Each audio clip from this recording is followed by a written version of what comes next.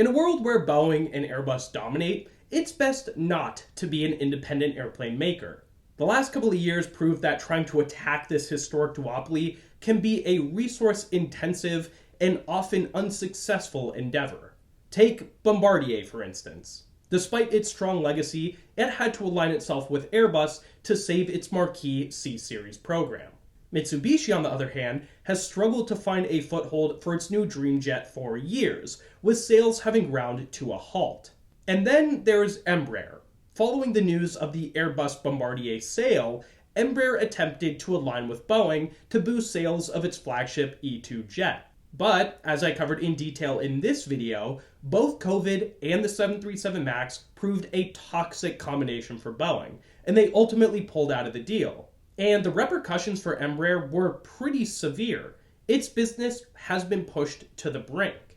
So it might come as a surprise when I tell you that this embattled jet maker holds the key to finally breaking the Boeing-Airbus duopoly. But they can't do it alone. Rather, if Embraer aligns itself with China, they can formulate a recipe together that can finally break the world's greatest duopoly. Let me explain.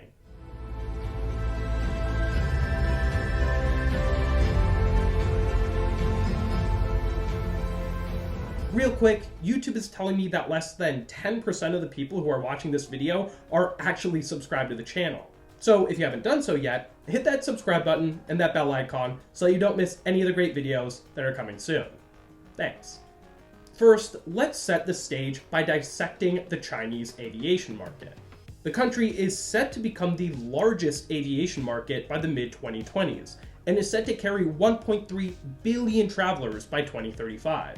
Up to this point, a large proportion of that demand has been fulfilled by China's big three airlines, Air China, China Eastern, and China Southern, who are all government-run. But despite their heavy state influence, the airlines are extremely reliant on their Western foes to succeed. According to Airfleets, these three airlines and its subsidiaries fly over 2,000 Airbus and Boeing jets combined. With geopolitical tensions constantly simmering between China and the West, and the possibility of tariffs always hanging over their heads, it's no wonder that the Chinese government has committed to build its own homegrown jets. In doing so, it can create a buffer between the West and its domestic airlines, while also stealing market share from the West's two most important manufacturers. Enter the Commercial Aircraft Corporation of China, also known as Comac. Comac has been around since 2008, and to date has brought just one commercial jet to market. That plane, the ARJ-21, was positioned to compete against regional jets like the CRJ-700 and the MD-80. However, the plane hasn't made much of a dent against either. Comac has built just 51 of them, all of which have gone to Chinese carriers. But the thing with the ARJ is it wasn't really supposed to be a competitive threat. It really served more as a proving ground for Comac, allowing them to understand the intricacies of designing and building flying machines. But it's clear that they still have a lot of work to do. After the ARJ went through a grueling 8-year flight test campaign, it might be tempting to think that the myriad of lessons learned would allow Comac's next plane to reach the market with ease. But that simply hasn't proven to be true. The company's newest plane, the C919, has been in flight testing for over 4 years now, has suffered repeated delays, and has no clear timetable for first delivery. Airlines have responded as you might imagine. Of the 305 firm orders placed, just 10 of them belong to customers outside of China. And if you haven't connected the dots yet, that means almost all of the 919s on order have been purchased by the same people who are building them, the Chinese government. Now, the biggest reason the 919 has encountered trouble isn't entirely due to bad design. Sure, the plane did encounter flutter issues early on, but that's not what's held it back the most. Its biggest problem mainly stems from manufacturing. It's no secret that China has some of the greatest manufacturing prowess on Earth, but building commercial aircraft is way more complex than building iPhones or TVs. To create a plane, you first have to build its millions of distinct components, each of which require extreme precision and their own specialized machinery. And that's just half the battle. Once those pieces are complete, they must be assembled with incredible care. They need to arrive at the assembly line at the right time and in the right place. And if even one component is installed incorrectly, doesn't fit properly, or is just outright missing, it can bring the entire assembly line to a grinding halt, or worse, compromise the safety of the jet. Ultimately, making sure the build process is done both correctly and efficiently is a ridiculously hard logistics problem to solve. Now, the handful of C919s that have been built are suffering from a number of quality control issues. So, if you're an airline, what exactly gives you the confidence that this upstart manufacturer can all of a sudden turn it around and scale this program effectively? Airlines are worried that if they place an order, those orders likely won't be filled on time. On top of that, the jets they eventually do receive might not meet their safety standards, and the last thing airlines want is to put their customers in jeopardy. So let's pause for a second and summarize what we know so far. We know that China has the will, the resources, and the domestic demand to build their own planes. But to break into foreign markets and break the duopoly, they'll need to demonstrate they can reliably and efficiently build their jets.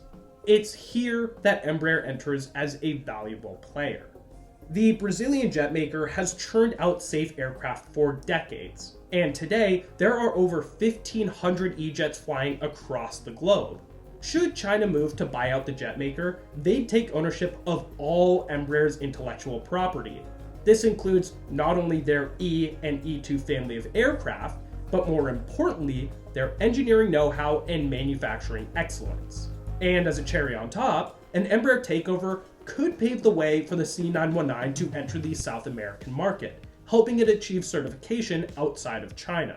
But then the question becomes, would Embraer, or the Brazilian government for that matter, approve of such a deal? Well, Embraer certainly would.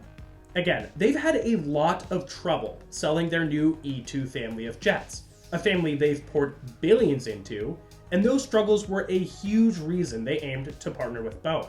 Now that Boeing is out of the deal, the company is scrambling to find ways to improve cash flow and stay afloat while the market for commercial jets stabilizes. China, with all of its resources, could save Embraer from collapse. However, the situation is a little bit more delicate when it comes to the Brazilian government. Though Embraer is a private company, the government maintains a golden share of the manufacturer, which means it has veto power over important decisions. And while China is the largest commercial trading partner to Brazil, President Bolsonaro's cabinet is ideologically split, with some preferring greater alignment with the West and others seeking closer ties to China.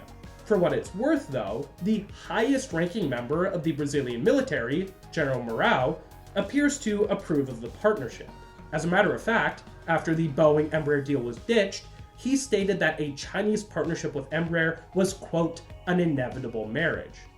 But even if the Brazilian government approves, there is still going to be significant backlash elsewhere. That's because Embraer also has a large defense and security arm that provides defense solutions to over 60 countries across the globe, many of which are in the West. These countries would see a Chinese takeover as an immediate security threat, sparking significant political recourse. Of course, this situation can be avoided if the deal only extends to Embraer's commercial arm, but disaggregating the two is definitely easier said than done. After all, we've seen the Chinese government take advantage of other Chinese companies like Huawei to spy on their adversaries. And critics in the West will be quick to point out that they could very well find a way to do the same here. So, in theory, there absolutely is a fit between Embraer and China. On one hand, Embraer needs capital to survive and thrive, which is something China has. On the other hand, China needs manufacturing expertise to earn market share, which is something Embraer has. This sort of symbiotic relationship is exactly what's needed to break Boeing and Airbus's dominance. The only question is whether or not geopolitical pressure will prevent the marriage from actually going through. We are undoubtedly at an inflection point here. And whatever decisions are made in the coming months or years won't just change Embraer or China's fortunes, but will redefine the entire aviation market for the foreseeable future. Now, if you haven't done so yet, be sure to check out the companion video that I did to this one. It goes over the failed Boeing-Embraer merger and its long-term implications for both sides. I'll leave a link to it at the top of the video description. And of course, let me know what you think of this idea down in the comment section. I'll stick around down there for some productive debate. Thank you so much to my patrons for helping to make this video possible. If you like what I do and you want to help this channel to grow, go ahead and check out this link right here. And as always, if you learned something new today, leave a like and subscribe to keep learning. And until I see you again, don't forget to look up.